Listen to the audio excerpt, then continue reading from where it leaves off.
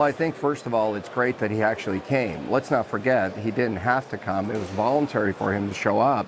And I thought he did a great job. I mean, you're never going to answer the questions to the degree that regulators want, but I thought he did a great job and moved the ball forward in terms of Facebook.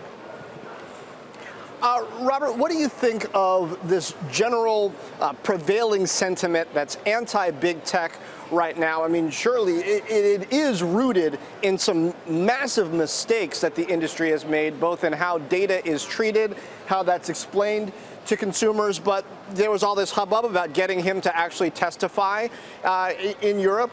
He did it under the format that they picked, and now some people are upset that he didn't say more. Yeah, I don't know if it's an anti-tech movement. I think it's an anti-piracy movement. I think that consumers are waking up to the fact that the world knows everything about us. Somebody knew what time I got up this morning, somebody knew what I ordered at Starbucks, and all that data is being compiled by very large companies. And I think people are waking up and saying, how comfortable am I to that?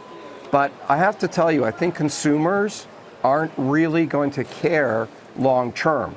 As long as it's not inconvenient, people will buy into it on a long-term basis. Yeah, it reminds me of something Nadella told John just a few weeks ago. The idea of something that is, quote, free, if you were willing to give part of yourself away for it, it can be used by the consumer as a bit of a currency of sorts, right? You can trade it just as you would currency. Yeah, I guess the price, though, isn't very discoverable, is it? Do people really know what the data is worth? It's this kind of shell game data economy, some would argue, in which the only companies that have the power to transact are also the only ones who know the value of what's being transacted. Robert, what are your thoughts on where consumers stand in this data economy?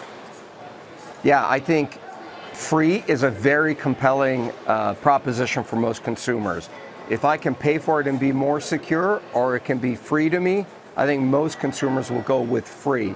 And that's very powerful. I was at a dinner once with Tim Cook, and he said something which I thought was very interesting. He said, I accept that the government should know I own a fridge. I don't know if the government needs to know, or other companies, what's inside my fridge. And I think that's the issue, is people aren't sure what amount of privacy they want to give up.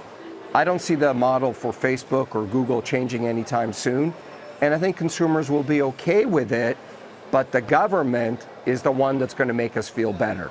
Something like a GDPR is definitely coming here.